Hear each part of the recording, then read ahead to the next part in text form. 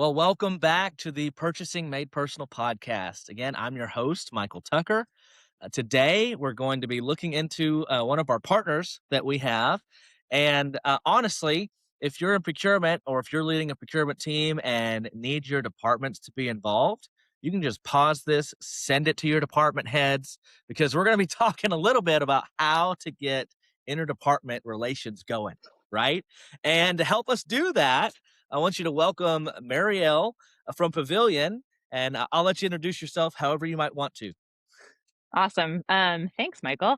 Yeah. Excited to be here. So I'm Mariel Reed. I'm founder and CEO of Pavilion, but I oftentimes introduce myself as a former pissed off public servant because before starting Yes. Pavilion, I worked at the City and County of San Francisco in procurement, and I'd come from the technology and startup space. And so when I landed in government, I was kind of like um, this frustrated older millennial because I had been surrounded by all this technology. Everything had been so easy all the time. Mhm. And then when I landed and I was trying to do purchasing work, I was like, oh my gosh, like all of these tools are stuck in the 90s. Like, how can we be expected to do such important, critical work with tools that just haven't kept pace or evolved? And so, yeah, that experience, that frustration, but also that passion for the importance of procurement is really why I started Pavilion. And for those that don't know, Pavilion really builds technology that empowers public servants, totally free for public agencies.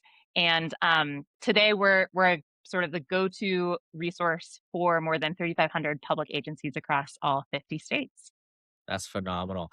And before we get started, I wanted to mention this is a continuation of a conversation that you had with one of our own, Allison, right? And Yes. y'all did a not a podcast format, right? We're new to that as we're recording this, but you guys did a webinar. I think it was called "Say Yes to the Request," right? It And we'll do was. whatever we need to do to link that and talk about the more technical side of things that you would in a webinar. So be sure to go check that out as well to see everything that Pavilion can do that we don't have time for today.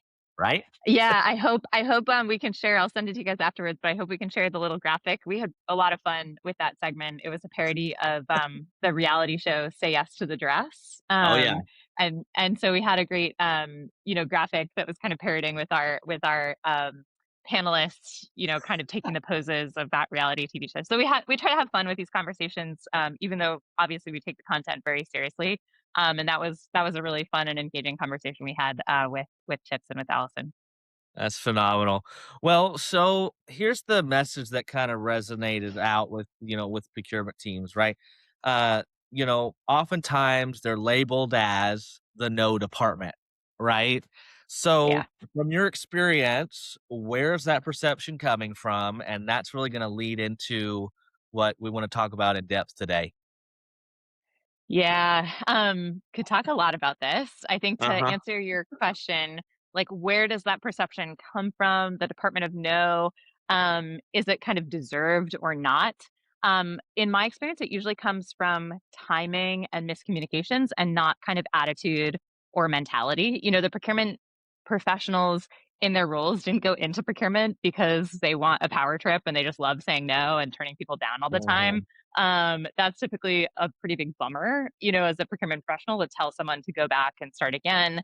Um, and so, but this reputation is not totally unfair either. So, when we were building kind of the latest version of Pavilion, we did this user research project across 40 different public agencies. And we interviewed their chief procurement officers, we interviewed their procurement teams, some of their end users, and what we found was there's this really common pattern where procurement is oftentimes discovering problems at the moment they're most kind of expensive or costly to fix, meaning like after a department has already picked the supplier or they've gotten a quote or they've even started the work without the right procurement process Right. in place. And I promised I wouldn't rat anyone out, but I'll share a couple of just like anonymized examples to drive home some of the Sure. things that we saw. I don't want to call anyone out. We all have these kinds of experiences.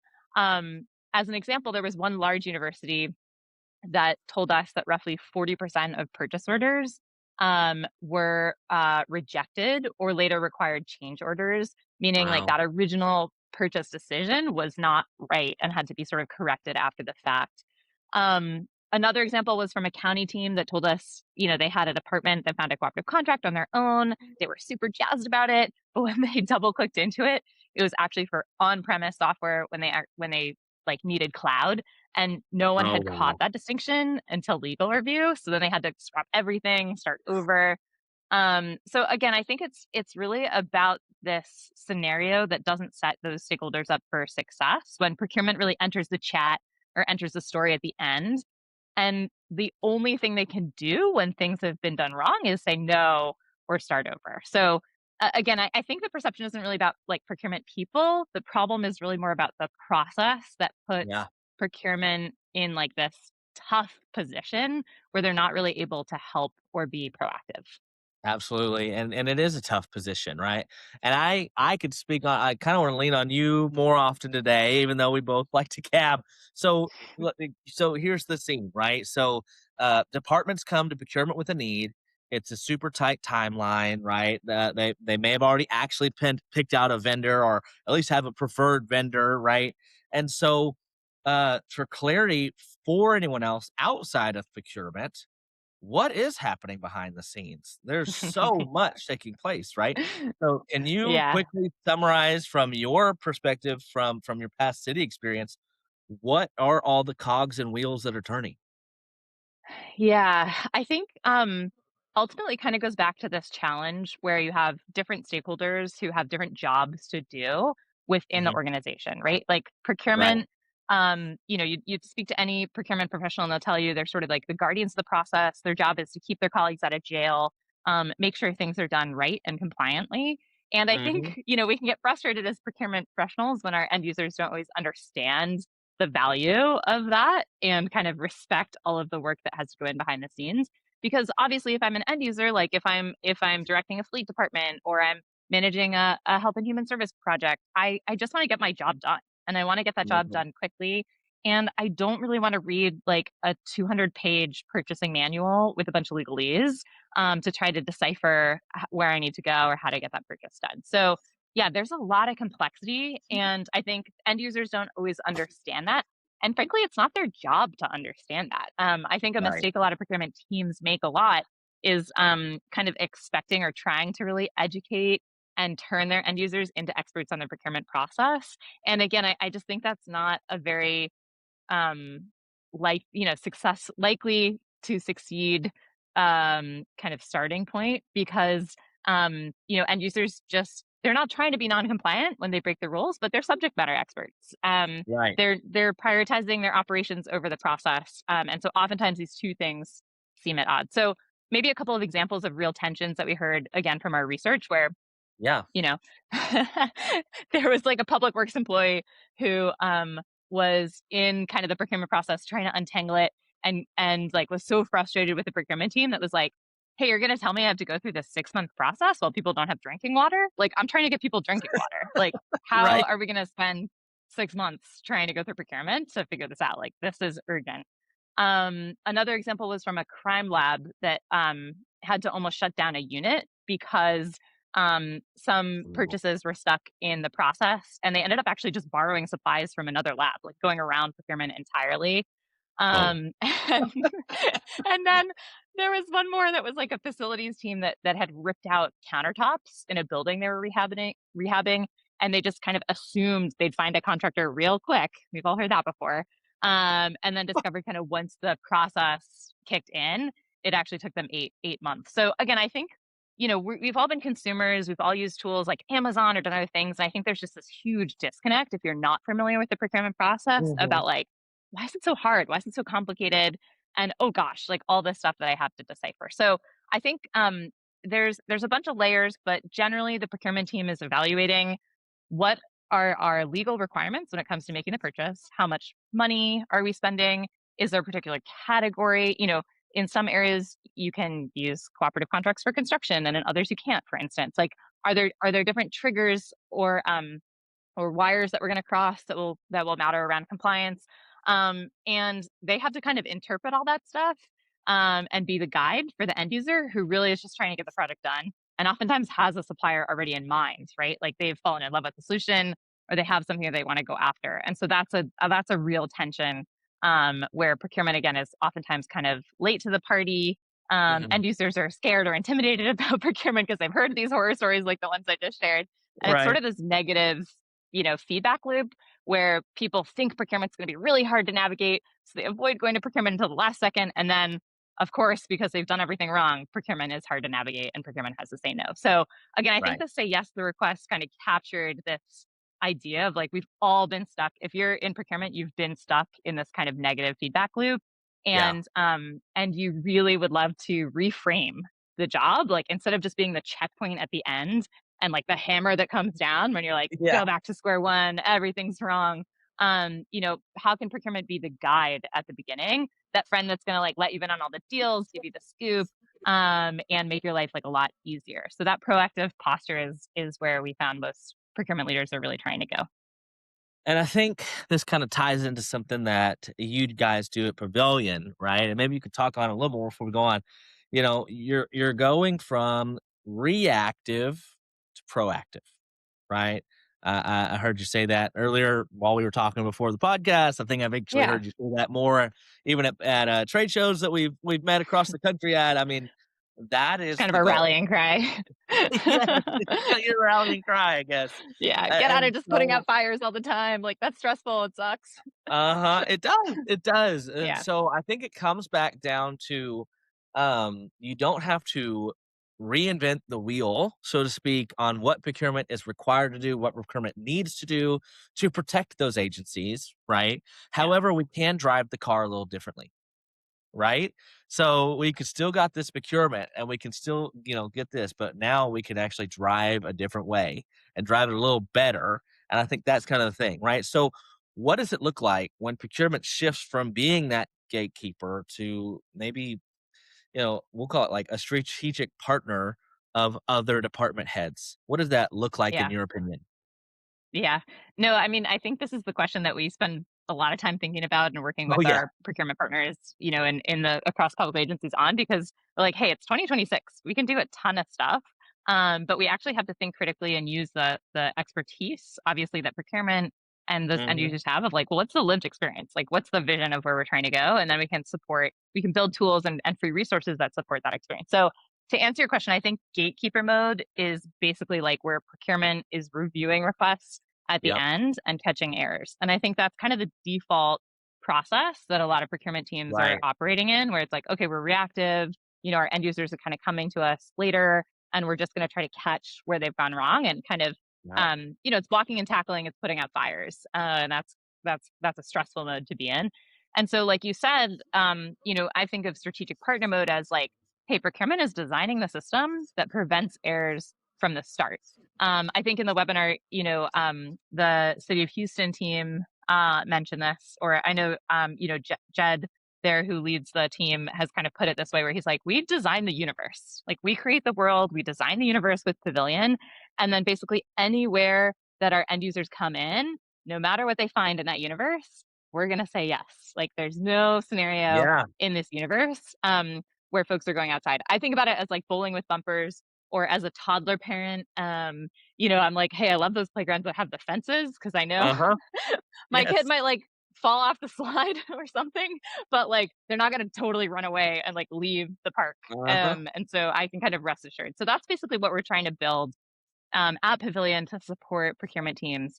And what it looks like concretely is baking in and helping departments understand the right purchasing path before they start, not after like a rejected submission or requisition.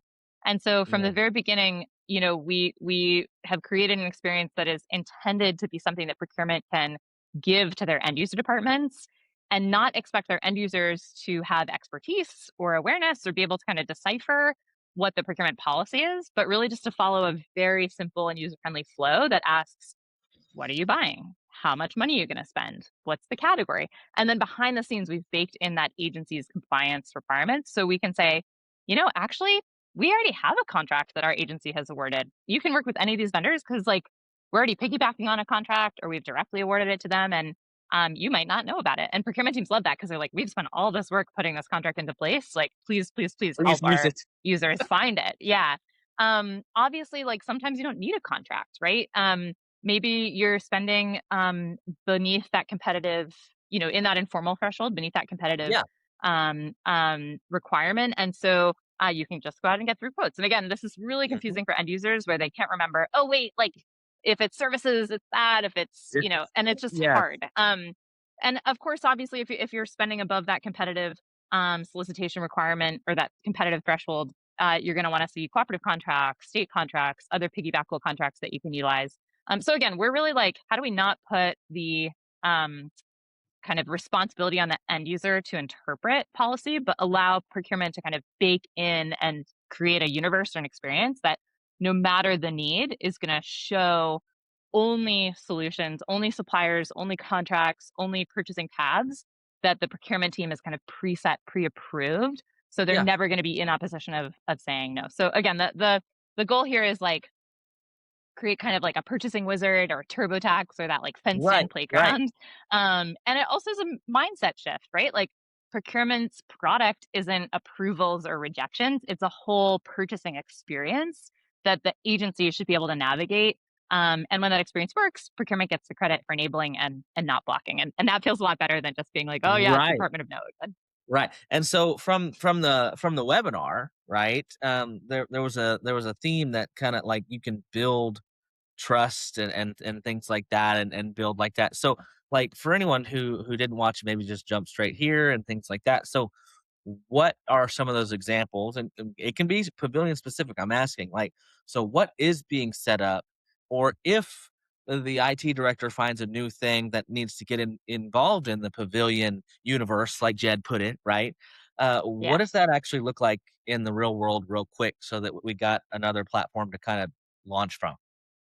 Yeah, I don't pretend to think or I'm not so foolish to think that Pavilion is going to be like a silver bullet for all of your department woes. Right.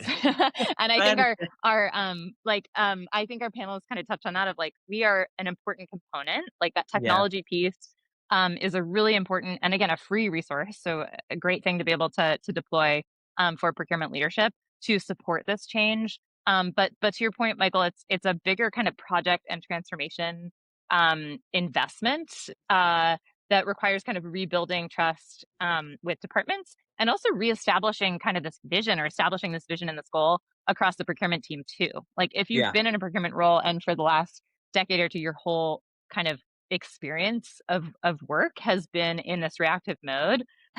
It takes a little Yeah. while to kind of like get excited or like trust that you can get to a place where you can be like, wait, say yes, like, as a default, like, I that is so far away from my lived experience right Mhm. now, like, how are we gonna get there? So, I think our panelists talked a lot about some, obviously, like, deploying Pavilion, building Pavilion, setting up and configuring that universe, which we have a whole team that can support there. Again, it's free, and the whole idea is, like, a user-friendly, sort of guided experience for any result that you find, you're gonna be able to move forward on because your procurement team has kind of Yeah. pre-configured those settings.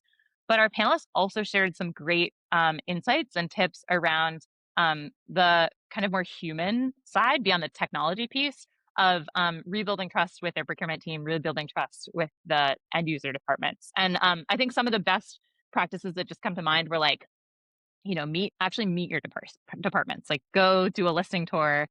Don't expect them to become procurement experts. Like, meet them where they are, hear about their challenges, and kind of like change that perspective of like, oh, this is just someone that's always going to say no to me. To like, oh wait, like they're actually really listening and they're like working really Uh-huh. hard on improving this process. And their primary job is actually to be my, my A helper. guide and not my Yeah. blocker. Exactly. Yeah. So, and that again, if you've been stuck in this like mode where you're mostly saying no, that takes some rebuilding and reinvestment in those relationships to get started.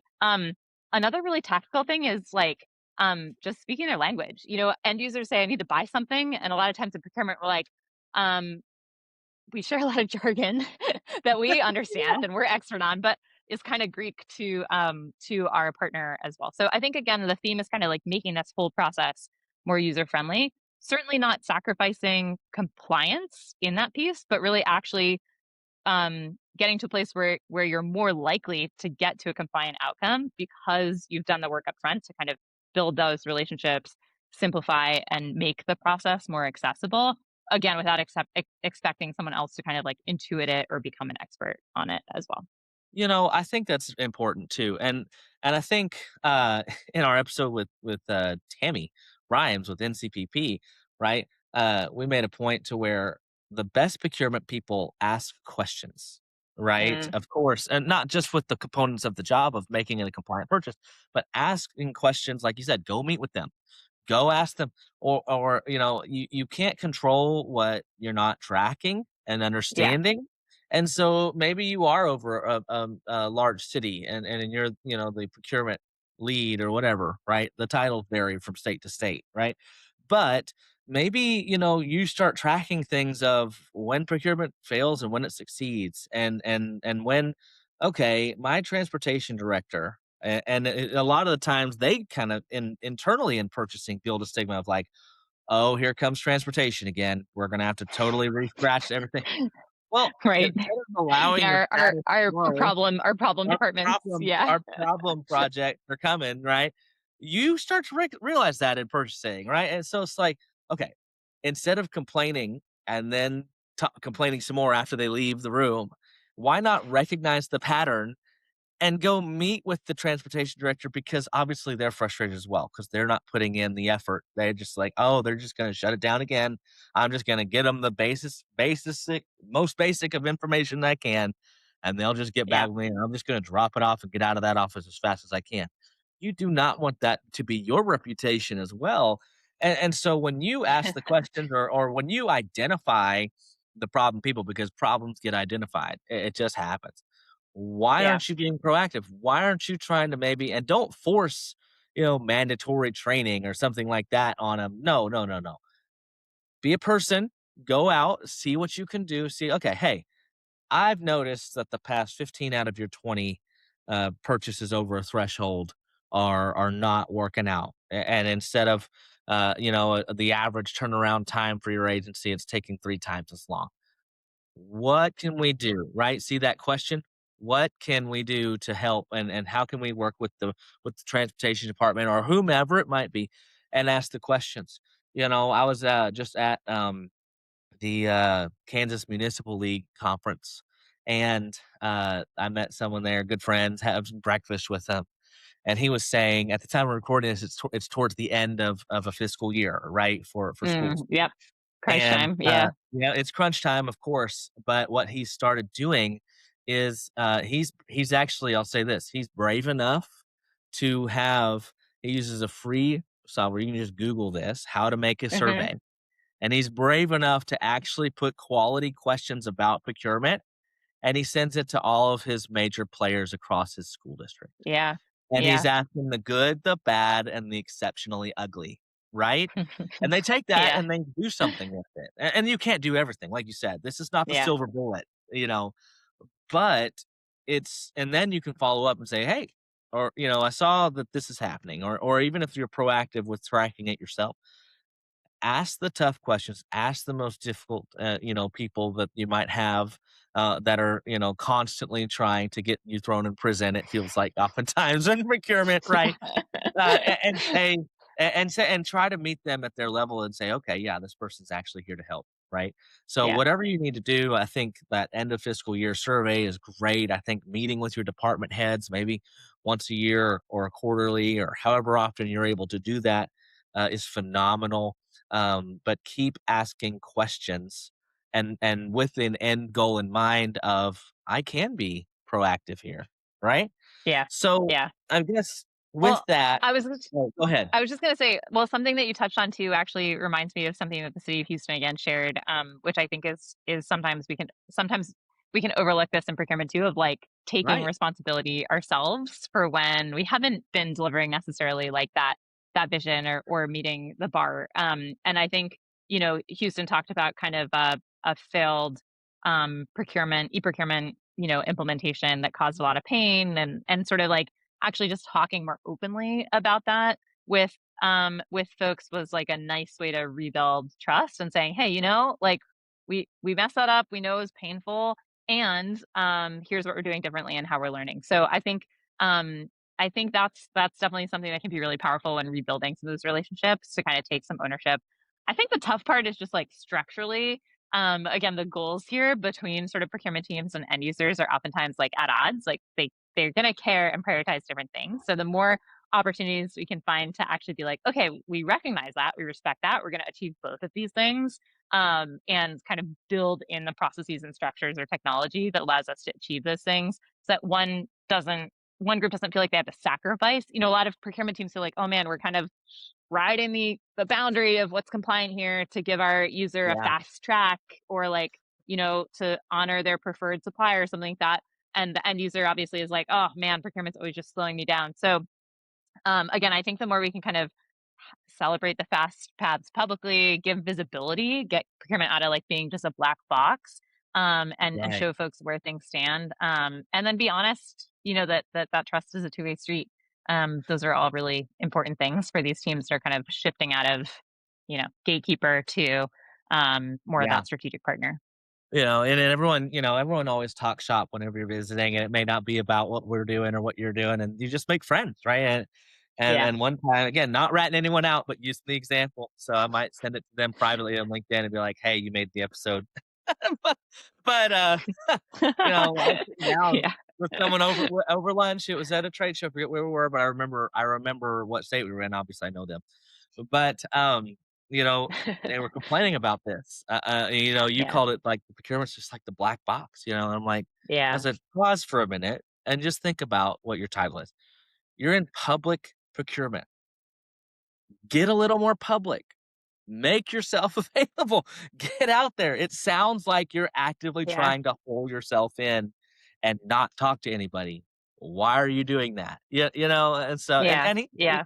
he took it. He was like, you're probably right about that, it's just these Yeah. conversations that we have, and it kinda just you gotta be human, before your process takes place, right? And all Yeah. that we're talking about, Meryl, is, like, it doesn't go away. Like I said, like, you're still completing Yeah. your compliance checklist, your intake protocols, and Yep. all these workflows and things like that. But well, how can you do that then with getting your departments on the right path, right? And to still protect compliance and now try to be this resource for departments, right? Yeah, What's happening totally. there? I think there's a couple stages here. Like one is just like, do you want to change? Like, are you down for this like vision of like getting out Yes. of like reactive mode? That's the first step, right? I don't know, like we're going on some journey together, like some spiritual journey. Like Right. that's the first step. Like, do you have that intent? And then what we observe at Pavilion is oftentimes there are teams that like they're totally with that program. Like procurement, the procurement director is like, I want us to be in this position of strategic partner, not like gatekeeper. Like I want to say yes more, not no, et cetera, et Yeah. cetera. But then there's also the like implementation challenges. Like how do you actually do that? How do you Yeah. translate that really good intent into something that's actually going to work for your team, for your end users? And I think one kind of like good news, bad news thing we saw a lot, when as we're working with procurement teams across the country is like a lot of times procurement tries to be so open about what the policy is. They do try, like you said, to do like trainings to educate their users. Like we've seen amazing and very detailed documents about, here's our process map. It's like open it up, it's like 5 pages and you put it on the wall and like if it's this then go here. And that takes so much work for the procurement team. And it's all in kind of this good faith effort to be a guide, to kind of put it out there, to make it easier for departments.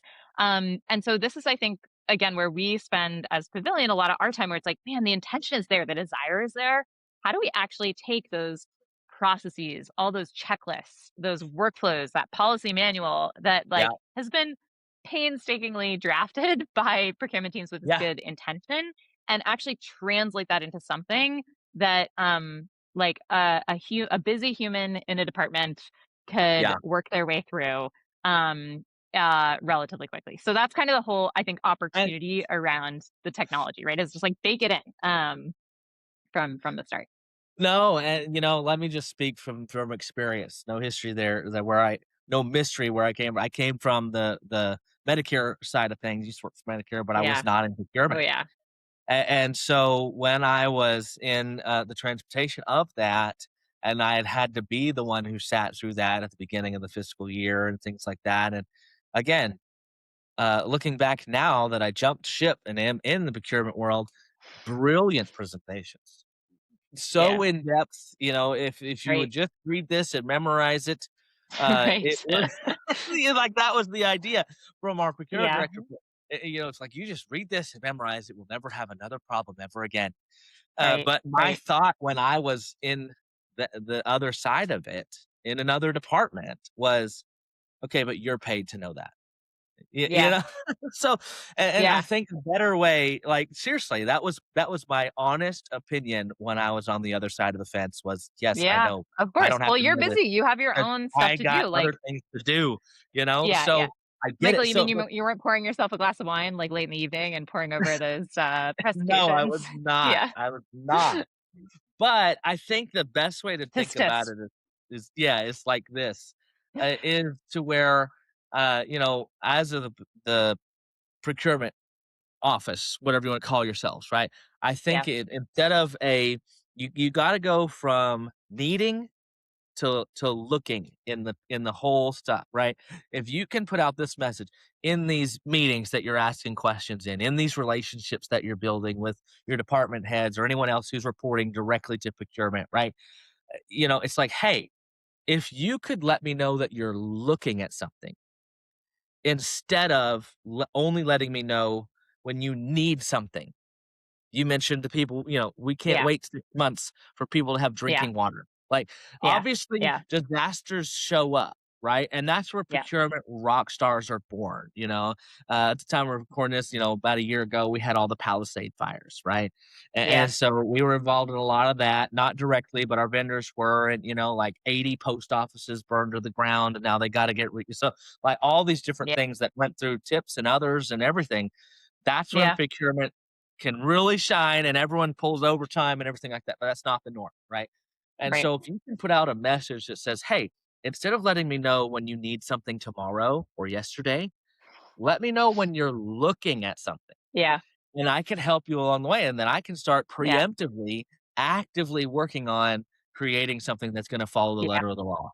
And Yeah. that way, yes, of course, there's checks and balances there for that reason, but if you let me know when you're looking instead of when you need it today, that's the conversation I would encourage you to have, is Yeah. get ahead of it and let them know that's when you want to be involved, and that you're Yeah. not this little cave gremlin in procurement waiting for their with their rubber stamp, and I think of, Great, like, great. the The cave Plus gremlin is Monsters good. Inc., you know?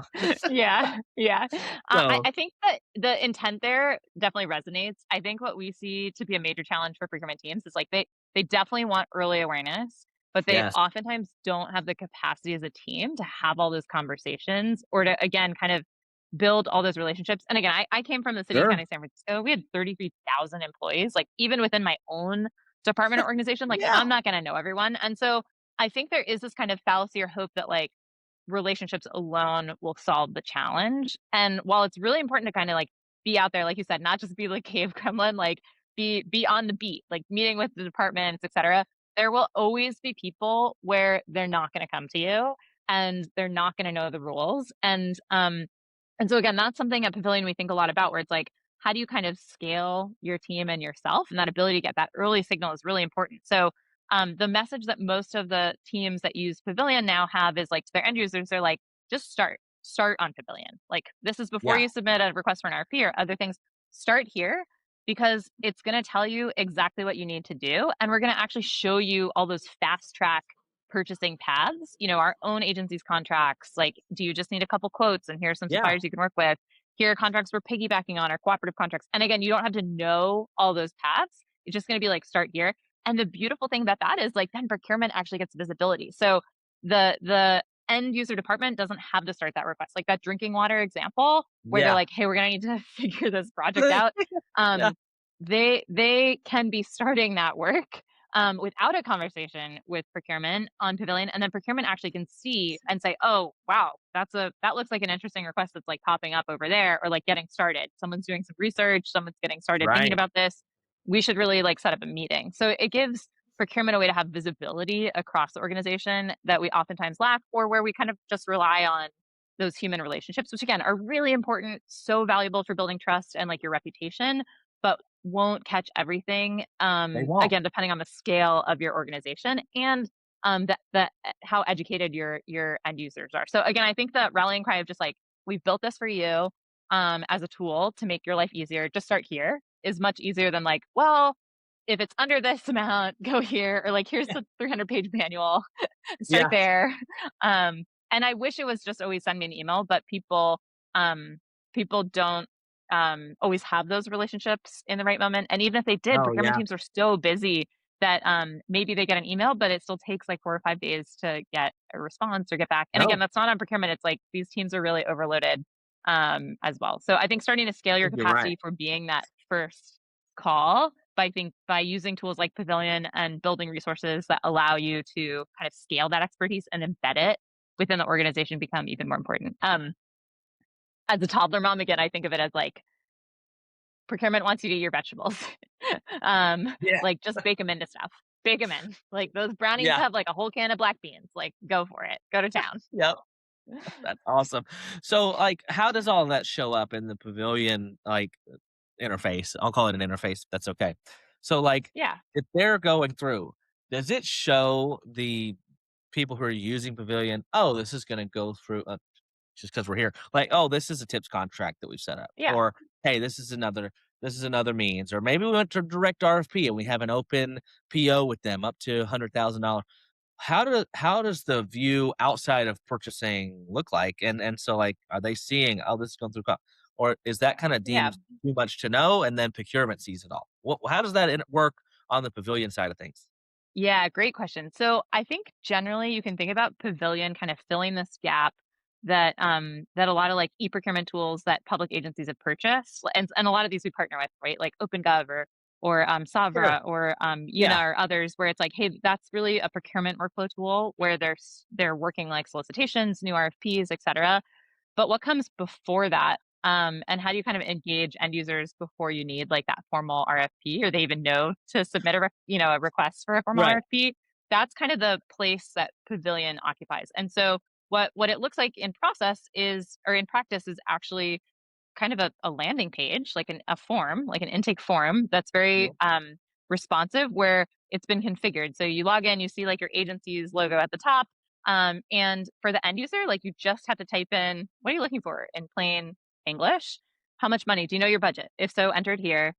Some agencies like customize categories. Like I said, and I grew up in Massachusetts, and it's like super complicated there. Like you can use Yeah. cooperative contracts only for commodities. Oh, except Uh-huh. state contracts, you can use them for services too.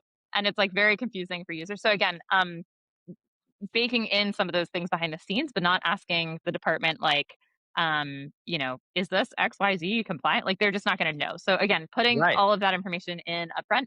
And then we show the fastest track compliant purchasing options first. So sometimes that is like, hey, that thing that you're looking for in plain language is available on a contract we've already awarded to a vendor. Here it is. Or here are a couple of those contracts. Like, please take a look at this. Yeah. In some instances, again, it's like, hey, based on your budget, you can just go get open market quotes. Here are a couple different options. Go ahead and get those quotes. And then procurement will see that and be able to move forward. Or sometimes it's like, hey, actually, that's above the threshold. Here are the cooperatives or Yeah. state contracts or other agreements underpinning why you're seeing these suppliers showing up.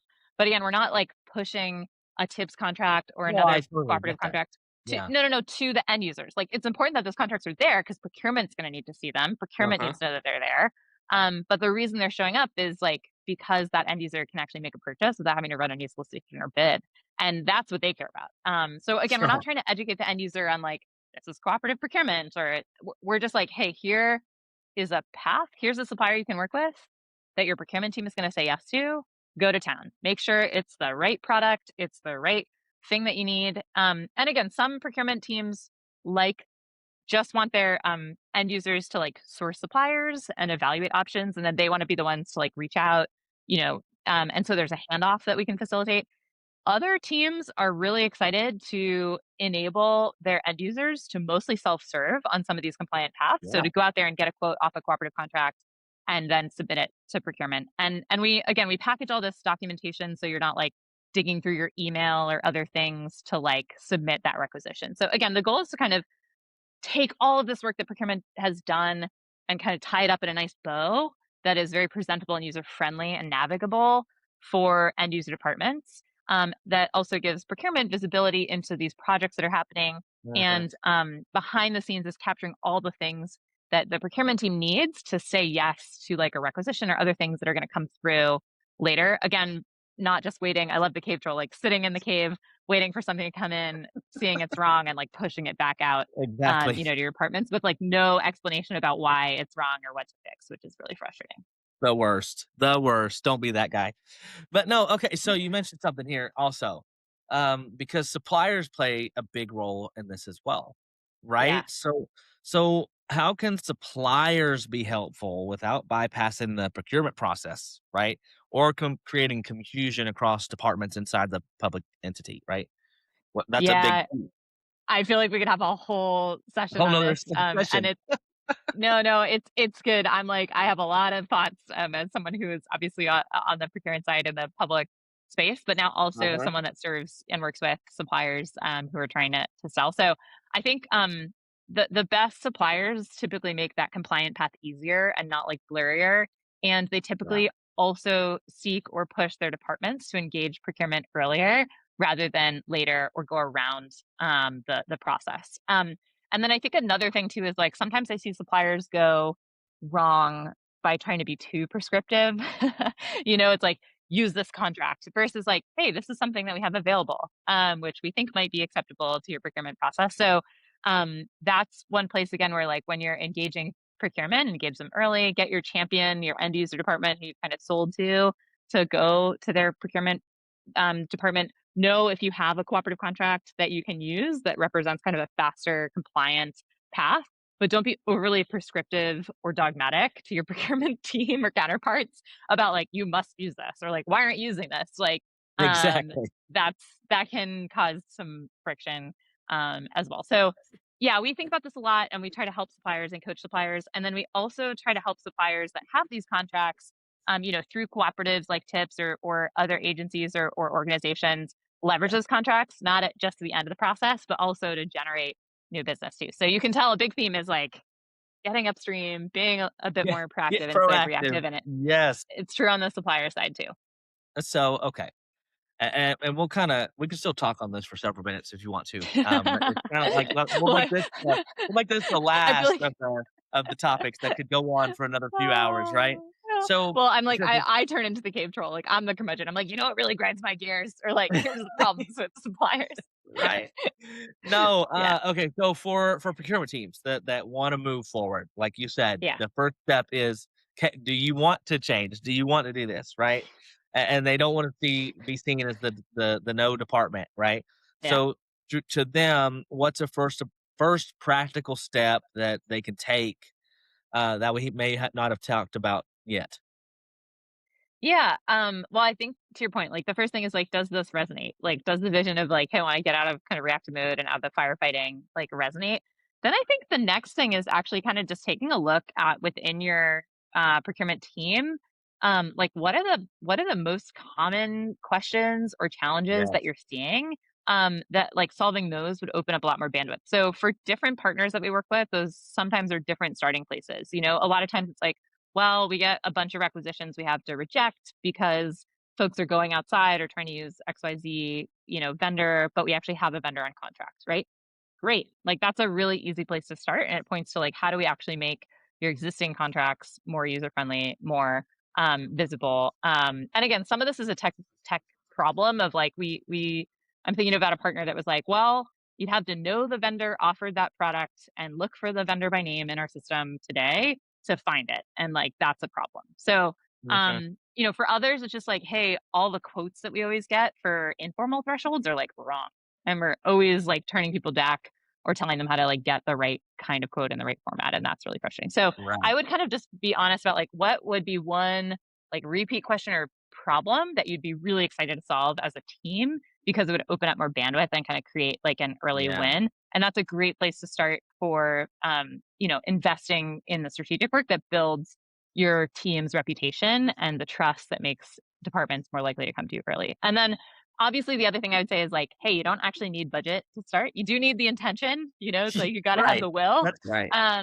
but Pavilion is a resource. We're 100% free for public agencies. So, agencies can give those departments a single place to find your existing contracts, to find cooperative contracts, to basically Yeah. find suppliers that meet your policy, and to turn that policy into guided intake, versus sharing a bunch of checklists or manuals or other things that are just a lot less easy to navigate for those departments.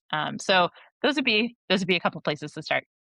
I think that's great, and we love everything that Pavilion is doing. That's why Tips is a partner with you guys, you know.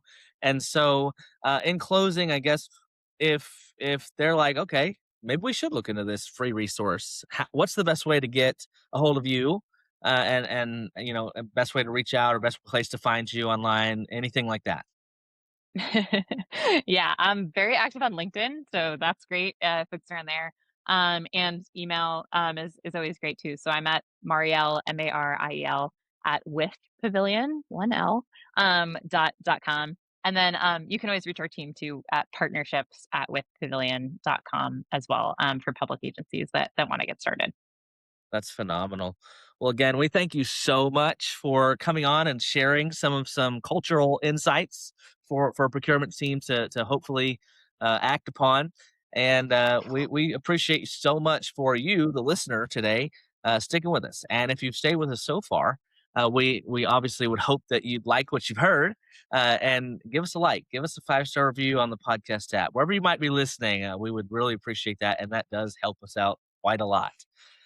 And speaking of public agencies, Tips is also a free resource for those. And if you want to join the 15,000 agencies who's using us across the country for their RFPs and their competitive bid needs, we'd love to have you on. Same with the suppliers. That does involve a formal competitive bid process to become a Tips vendor. And you can do that by going to our website, tips-usa.com. It's real easy. Click the Become a Vendor page and follow that RFP instructions.